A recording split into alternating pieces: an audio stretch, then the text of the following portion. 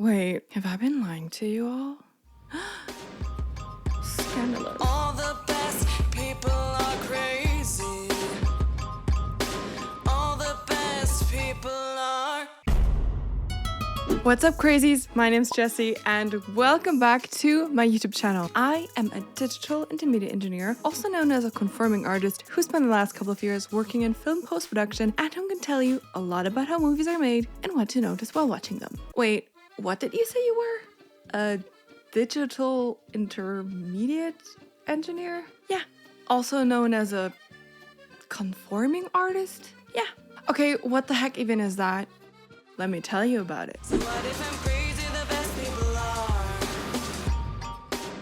are. In very short, a DI engineer oversees all the technical aspects of the post-production process. They are part of the picture department, and the DI department is where everything is gathered, put together, and finalized. To explain to you what I actually do in detail, I have to go back into the production stage of a project. So what if I'm crazy? The best people are.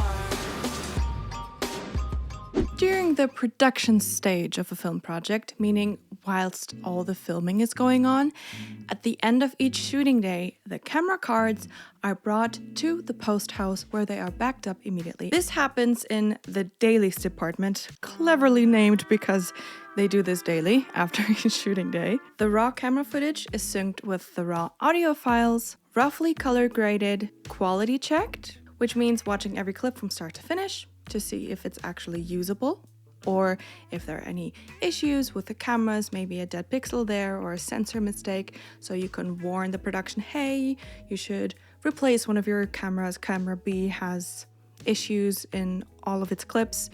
That's why you quality check it, and then those files get compressed into smaller files, which are then sent off to the editorial department so they can start editing the project. Now, you might be wondering, why does the dailies department compress the files before sending them off? Why don't they just use the original files? Here's why. There are a multitude of different formats and camera codecs a camera can record in. A codec is basically just there to encode and then decode the recorded data. Each format and codec has different limits of what it can and cannot display, what it can encode, and then what also can be done with the footage later in post-production. When filming a mid to high-end film production, the footage is often recorded in a very high resolution, 4K, maybe even 8K, and the camera format used as a standard is called RAW. This means the camera does nothing to the file and doesn't compress anything while recording. It basically records everything the way it enters into the lens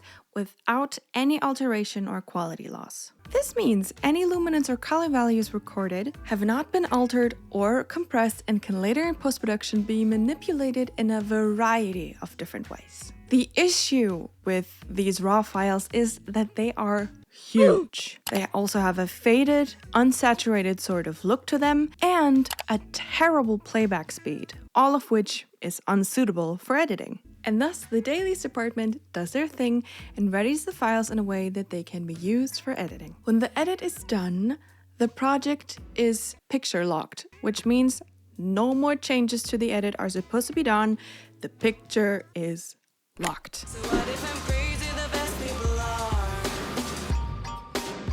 are. After picture lock, this is where I come in. I have to set up a project in DaVinci Resolve, which is the program we use in our department, and load in all of the original camera files. Project structure and maintenance is very important here, and I take it very seriously. The goal is to always set it up in a way that would make sense to another person coming into the project who has no idea of the project. It's supposed to be intuitive, make sense just in case of an emergency, or simply when you transfer the project to another colleague.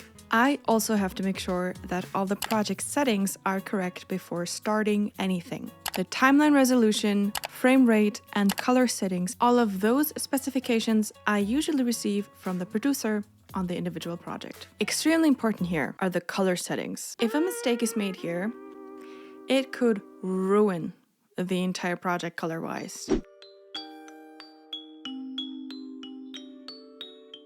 Color science is the study of how colors are captured, processed, and displayed in digital media. It involves the following different aspects: color spaces and tone mapping to define how colors are represented. Examples for color spaces are Rec 709, sRGB, DCI-P3, etc., etc. And examples for tone mapping are SDR, HDR, those kind of things. You might have heard those somewhere before. They always mean the color space and the tone mapping when somebody is talking about these. Then you also have color encoding to store a wide range of brightness and color data. Examples for these are log or raw. I've mentioned raw before. Now you know a bit more of what it actually means. Then you have the gamma and the tone curves to shape how brightness and contrast are perceived. Then you have the white balance to ensure the colors look natural under different lighting. And finally, color grading, where you can stylize and change up the colors in post-production. So you see why all of these settings have to be correct from the start, right? They define how the color will be displayed later, and the color is like one of the most important things of a film.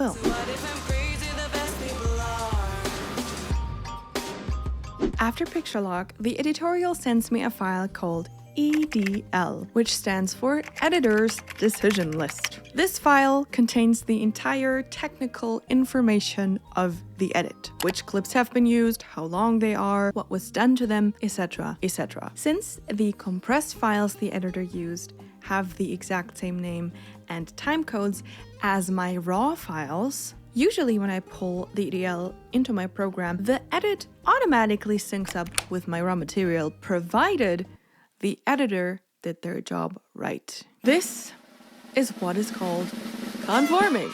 And the people who do this are conforming artists. So very strictly speaking, a conforming artist is a subcategory of a DI engineer. But I always say it in the beginning because it makes up 90% of my job and does not sound as otherworldly as digital intermediate engineer.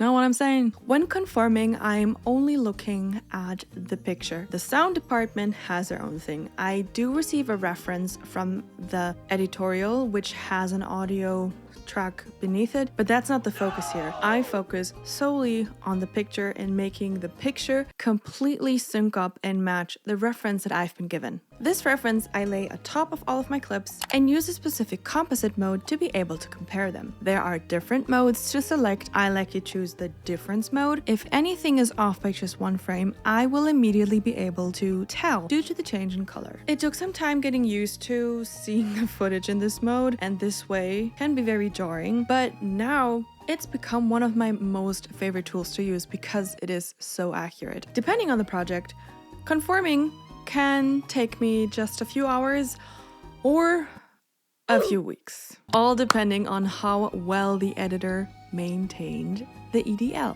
If all goes well, I have all of my clips online, nothing missing, and it should be displayed in the correct lengths and have the correct time codes. Time code is a sequence of numbers that labels each frame of a video or audio recording with a precise time: hours, minutes, seconds, and frames. It is used to sync and edit and reference specific frames accurately. And if the editor did their job correctly, those will be synced up with my raw files. Now, depending on the project, there are some visual effects that the conforming artists can do themselves, like simple retouches or fixing pixel mistakes or removing a boom, a microphone that was hanging into the picture, simple things like that. We can do. Anything in need of higher production is prepared and sent off to a so-called visual effects vendor. This is either an entire different department or company that specializes in only making visual effects. When preparing the clips for the vendor, the conforming artist receives a VFX list, which has all the clips that need VFX listed, with their time code in the film, their specific naming, and which format they are supposed to be exported in. If you're interested exactly in the Netflix standard, there's actually a handbook out there where Netflix tells you all the rules of the naming, and there, if you want to go down that rabbit hole, you will see how complicated it is. There's like different anagrams in the naming each of them means a different thing. So if you want, I will link that down below. That just goes to show how working with Netflix means this is a production standard and you have to have that. It's very helpful because it's organized and there is a structure given by the client. It's also a requirement that you do it. It's not just a please, here is a little bit of structure. No, you have to work this way or you will forfeit your professionality, so to say. I have to then export all of those clips that are marked as VFX clips. And when I do that, I have to be very careful that they have the correct length, format, resolution, color science, and naming. These VFX clips are always exported in a frame by frame format, meaning every single frame is exported individually. So the vendor has every single frame of every single clip to work with. The cool thing is DaVinci can take those single frames and read them as one clip when you import them back in later, provided the naming of each and every single frame is correct. When the vendor is done with their visual effecting, they send the clip back to me and I have to put it back into the timeline and check if everything is technically correct. Format, length, timecode, resolution, color science, and naming. All of these have to be correct. If one of them is off, I tell it to my supervisors, they tell the vendor to redo it, and then they have to send it back to us, and I have to check it again. And if then something is wrong, I have to tell it to my supervisors, they tell the vendor, they do their thing, send it back to me, I have to check it again and again until everything is correct. Plus, the visual effects supervisor, also the director, whoever decides about which versions of the VFX will be kept and seen as final, decides, yes, this is the one. And if there's any new versions, I always receive them and put it in.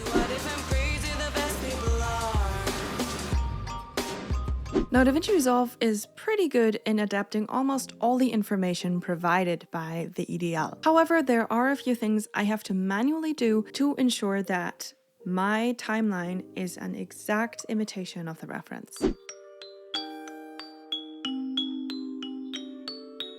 If there were any resizes, like pans or zooms, I might have to manually adjust them, especially if there were keyframes used in the editing program. Keyframe is a term that stems from animation and means a frame that defines the starting or ending point of a smooth transition, marking a significant change in position, shape, rotation, or other properties. These properties tend to get lost in DaVinci though, which is why I have to manually keyframe myself.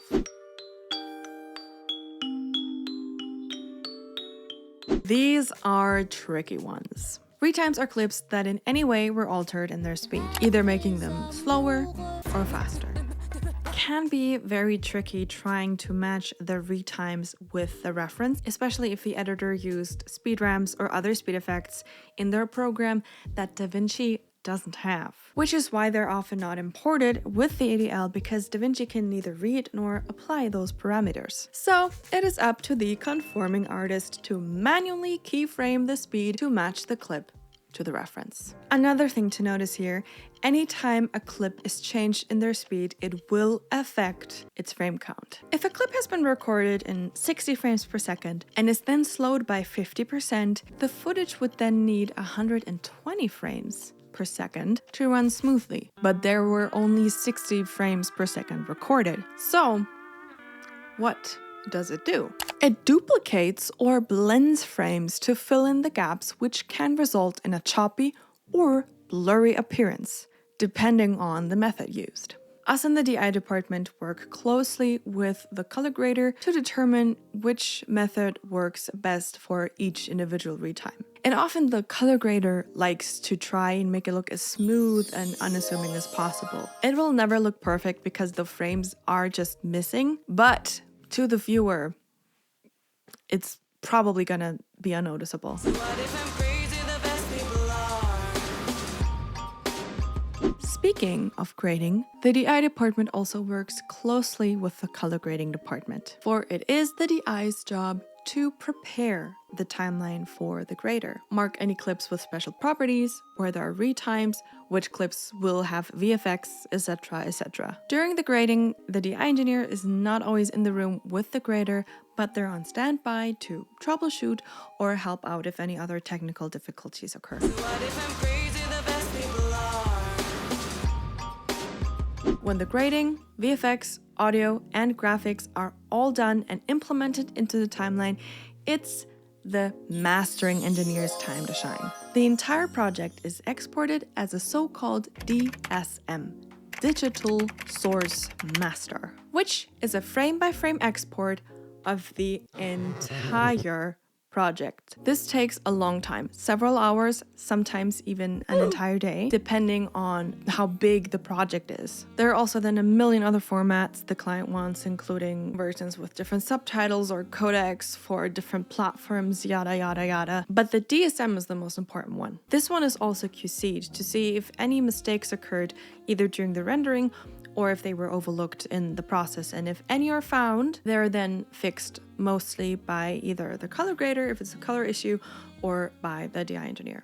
The cool thing is that since the DSM was rendered frame by frame, not the entire project has to be re-exported, just a little patch from those maybe 5 frames and give it to the mastering engineer, and then they implement it into the DSM and double checks if it was exported correctly. When all is finally said and done, the project is then distributed to the client and finally archived on so-called LTO tapes, linear tape open. These analog tapes are high-capacity magnetic storage tapes used for data backup and archiving. The newest ones, LTO-9, can hold up to 18 terabyte of uncompressed data. It requires an LTO drive which can read and write on the tapes, and it takes a long time to write on them. However, they are used due to their durability and over 50 plus years of shelf life, compared to a hard drive which only has like 3 to 5 years. The entire project with